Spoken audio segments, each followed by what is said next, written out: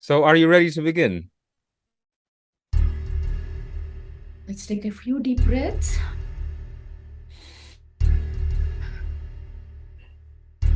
Okay.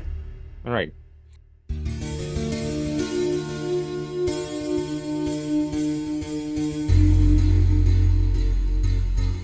The life you know is not normal or happy. It's a controlled environment created by a narcissist, and your thoughts are limited to this conditioning. Believe in yourself because you have the courage it takes to move out of this helpless situation and change your life for the best. When a caregiver is your abuser, your emotional development takes a hit. You're unable to truly express yourself and struggle with a lack of self-esteem and self-worth. Understanding your situation well enough to leave it behind for peace is not just a dream, but a definite reality. You are manipulated into playing the perpetrator's blame game. With them, you're always at fault. You lose your sense of identity, unable to own responsibility or accountability. There is constant suffering because of self-condemnation and guilt. It's time to discover who you are and what your true potential is.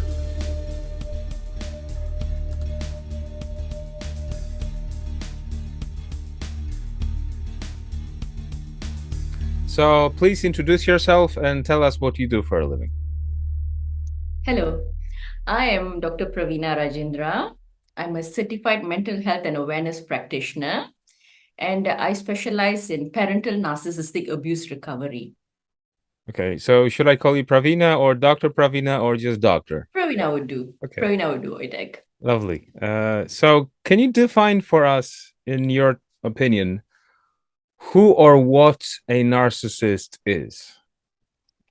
A narcissist is a person who generally is a very self-absorbed person.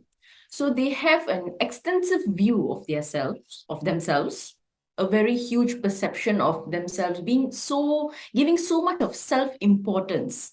And we could coin them as selfish. However, a true narcissist will not even realize that they are doing that.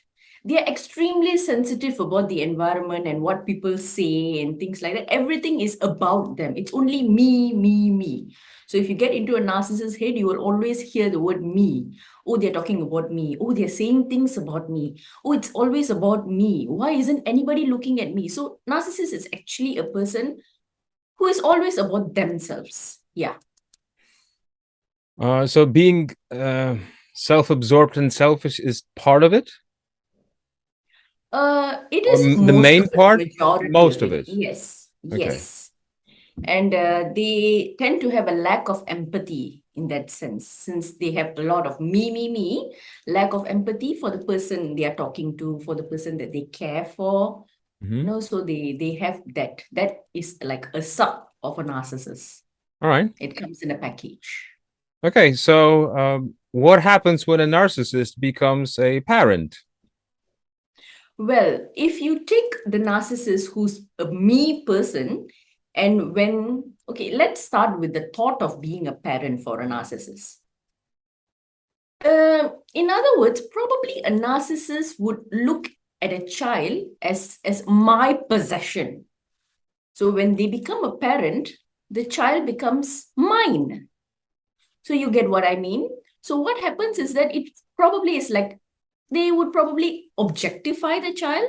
This is my child, my right, my from me.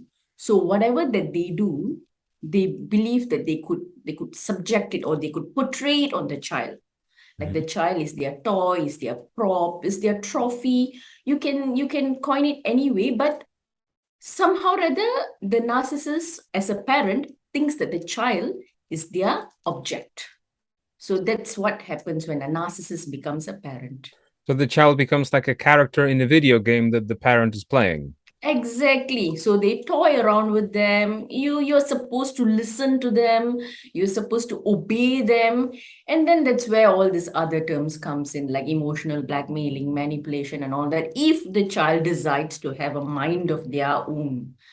You see, so that's when things becomes complicated. When in the process of the child developing to find his or her own self in this world, Mm-hmm. so when they try to get out of that shell, that's when you can see the true colors of a narcissist. Probably the first few years may look normal when the child is developing and all that. The child itself is a dependent. So at that time, the child perceives this as normal. So whatever the narcissist sets as a mold, the child will follow through.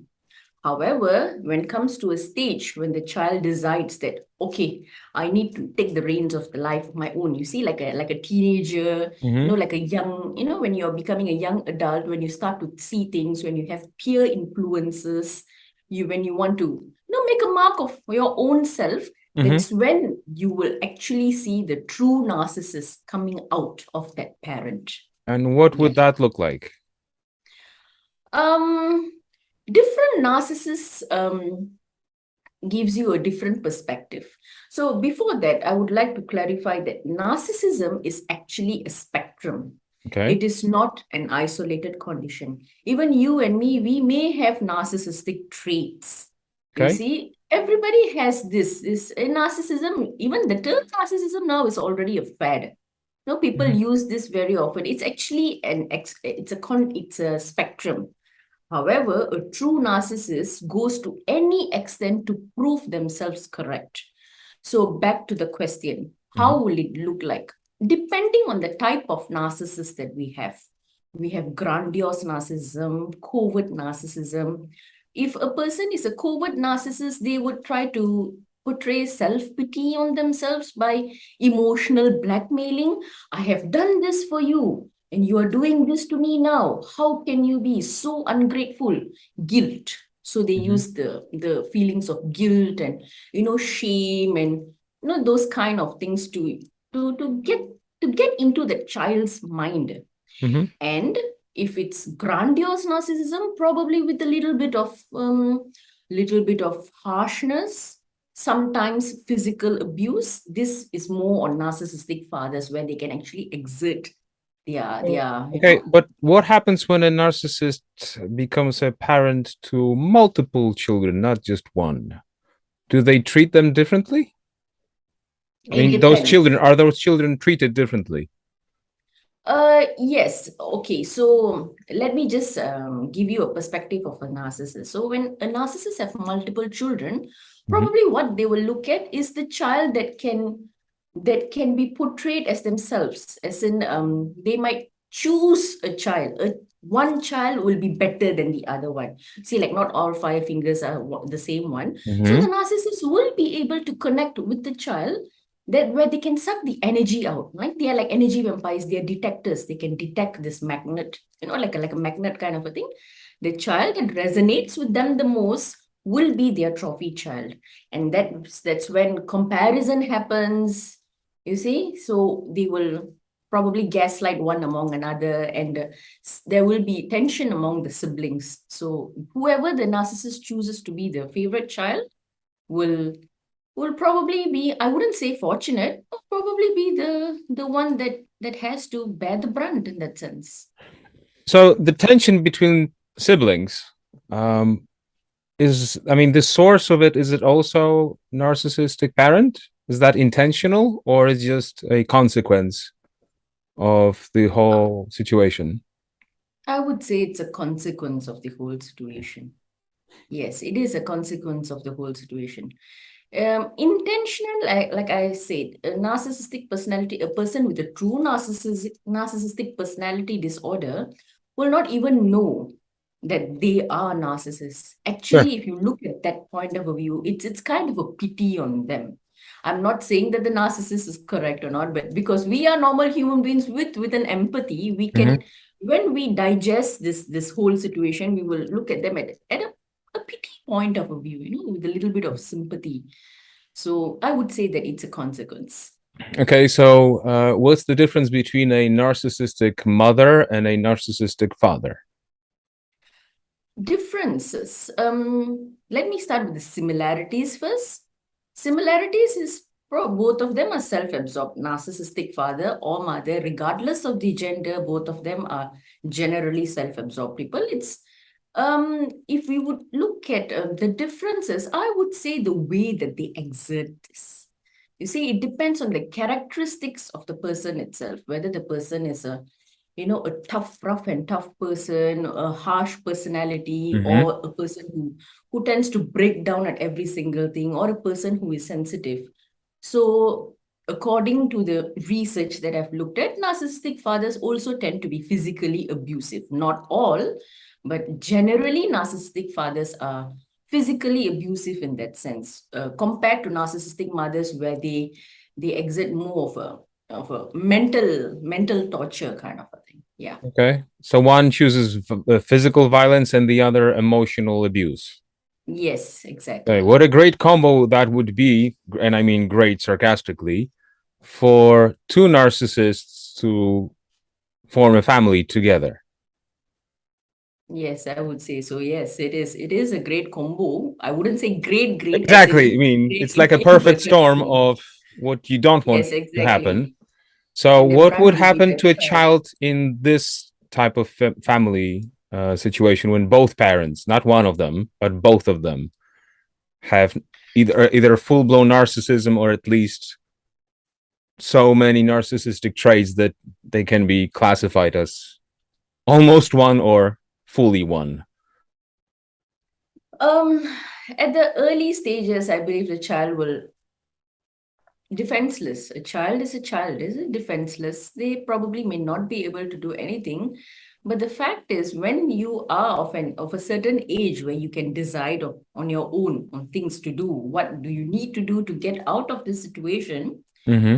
then the child would probably be able to, you have to think realistically. This is what we call empowerment, whereby the child themselves will be able to think and come out of that particular situation. So, what happens to that child emotionally, physically? Yes, it is a long-term effect, I would say, in the sense that probably the child may carry narcissistic traits Mm-hmm. from their parents, either physically or mentally, or a child may choose not to be like either one of their parents. There are cases like that. I am an example. I am a narcissistic survivor.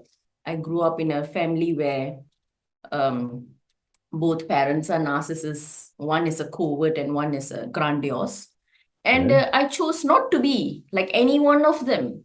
And that is what that has inspired me to be a certified mental health and awareness practitioner specializing in narcissistic abuse recovery, because I would like to tell people, to teach those out there, to say that it's all within you. If you choose, you do not want to be the narcissist, Mm-hmm. then you will not be.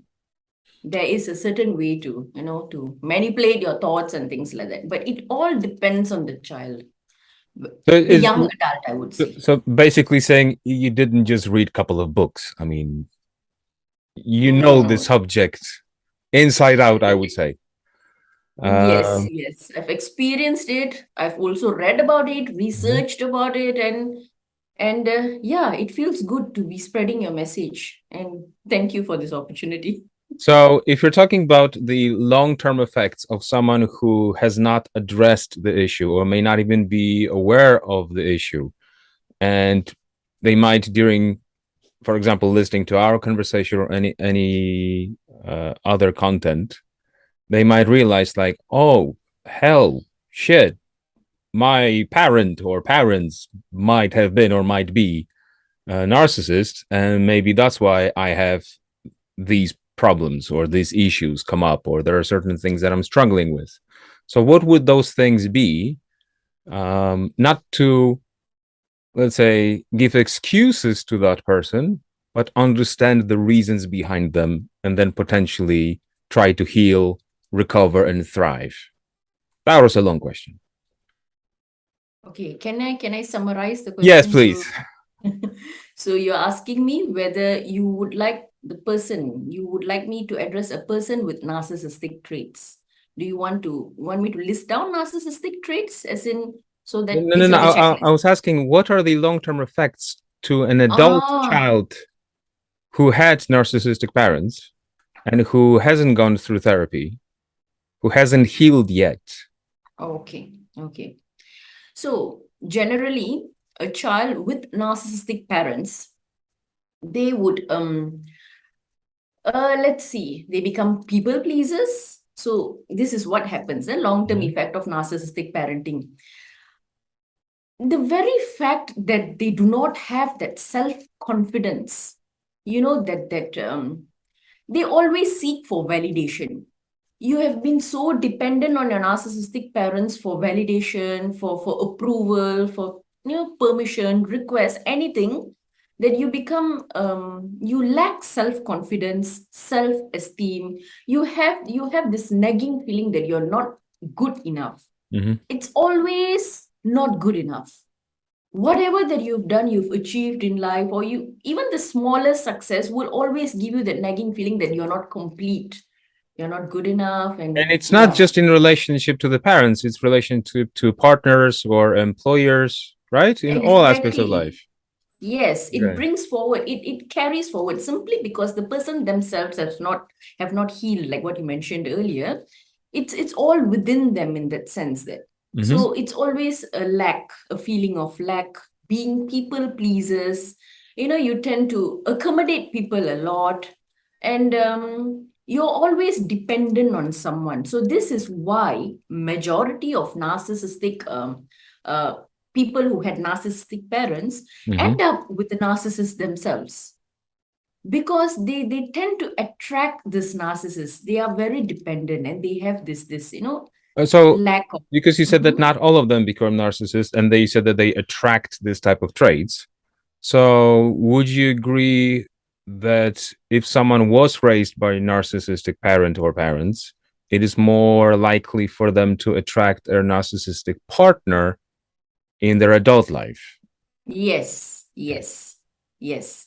It is, yeah, majority of the cases, at least the ones that I'm dealing with, narcissistic parent, they end up with a narcissistic partner. It becomes a sort of, I would say, that very need of being dependent in that sense. They see their parent as a role model subconsciously. I'm not saying that the negative traits are something that they look forward to. It's just that how that subconscious programming has been set.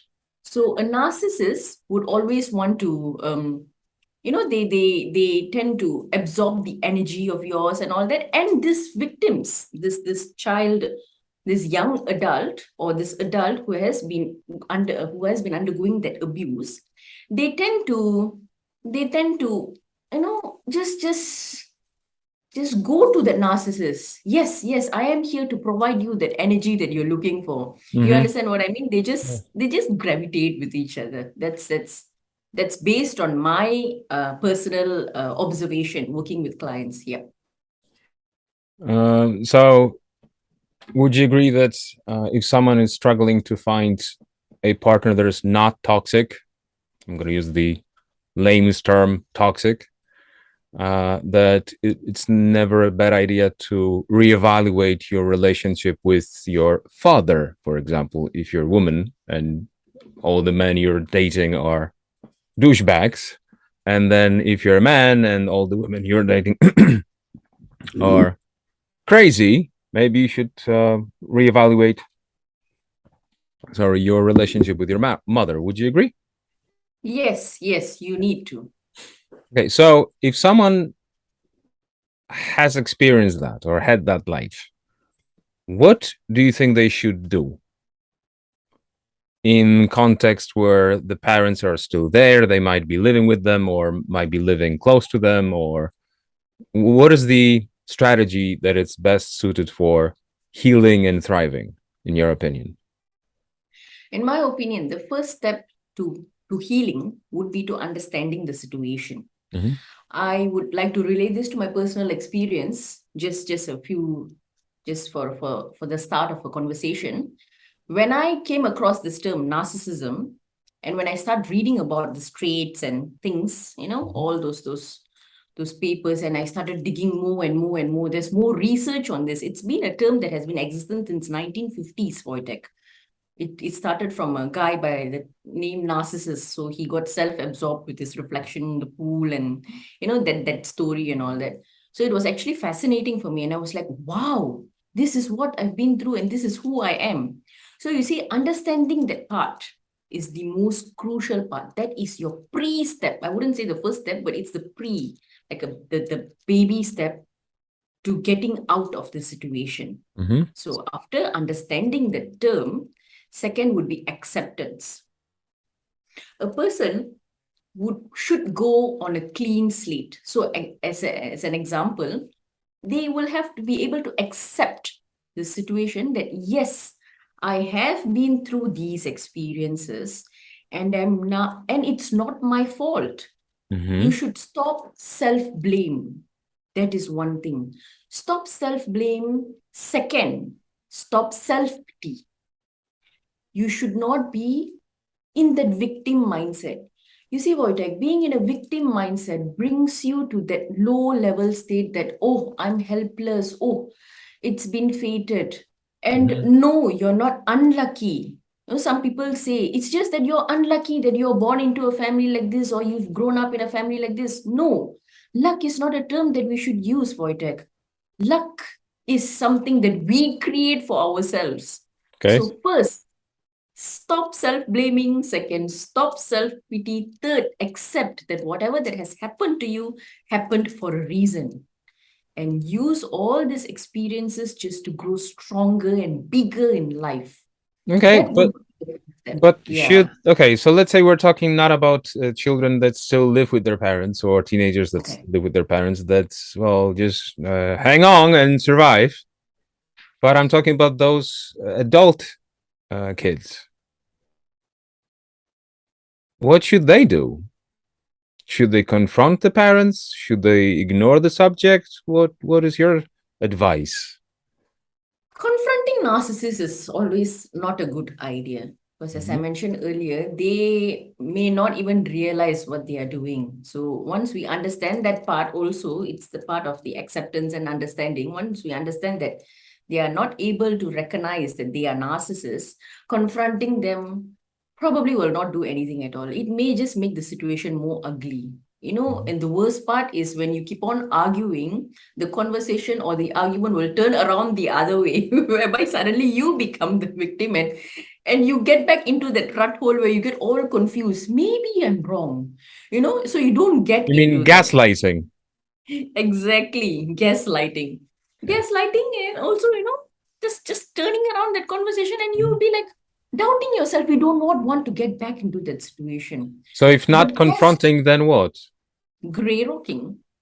You Please just explain the gray rock. term. Could you please explain the term gray rock method? You have to be indifferent to the narcissist's reaction. Whatever that they say to you, whatever that the action, whatever words that they throw to you, you just be indifferent. It may be difficult at first, but sooner or later, you will get to the point that whatever that they say will not affect you. You should not let that affect you in any way. And just in case if they start being abusive, so again, Wojtek, is this when the child is with the parent No, no, or? no. I'm talking like a grown Oh, adult okay, perfect. So whenever you come living across your, independently, but still family, right? yeah. So if they turn abusive against you, you should not allow yourself to be abused. Put a stop to yourself being abused. Love yourself first. When they start abusing you, just cut the call. Be indifferent. Do this and see, you will see a change in that sense, Yeah. whereby you are not allowing yourself to be abused. Gray rocking is being indifferent to a narcissist reaction regardless. So, in what context would you advise the no contact rule? If they keep on calling you and throwing their dramas on you or being abusive, in Asian culture, sometimes they curse a lot. Mhm. So we don't Okay. like in my culture, they curse a lot. They call and they curse. You should not allow that to Mhm. happen. So if they become abusive or they become all touchy, witchy, oh my God, I took care of you and you're doing this to me now, you're not coming and visiting me and things like that. Just say, is it? Okay, bye. Cut the call. Okay, done. So, well, Yeah. the narcissistic parents eventually, with enough time, might become grandparents. And then what? Yes. What would you suggest or advise to parents who have kids and then the grandparents are the now narcissistic grandparents? So It gets more narcissistic. complicated, huh? Um, when actually it's not complicated. Now there's even a better, clearer boundary there, don't you think, Wojtek? You are a parent and you Mhm. are responsible to protect that child. You Mhm. are now like the mother bear, you're Mhm. protecting your cubs. Imagine if you have people who are trying to assault your child, whether physically or mentally, won't that instinct come up naturally within you? It's like, no, that's my Yeah, child. I yeah. am done with it. I've agreed. I have gone through this. My child will not go through this. Don't you think that protective instinct will come up? I think that boundary is much more clearer right now. If a narcissistic grandparent, you just don't leave your child there. So Get because it? because Okay. I think here would be an interesting conflict between the addictive need for approval from the parent and then the mother bear instinct to protect your own offspring. I think when those two contradictory thoughts start clashing, I think this might be the catalyst that would allow a person to let go of the narcissistic influence. Would you agree? Yes. Yes, I agree to that, Wojtek. So Yes. that will be like medicine for people who struggle with narcissistic parents. Hey, become parents and it's easier after that. Okay. All right. So, final question. Um, if someone, let's say, doesn't uh, want to yet go to therapy or cannot afford therapy at this point, and before they contact you in person to follow your program or for you to help them one on one, what would you advise for survivors to read or study or look at to help them start? Because you said it's a gradual process, it's not a one day thing, it takes time.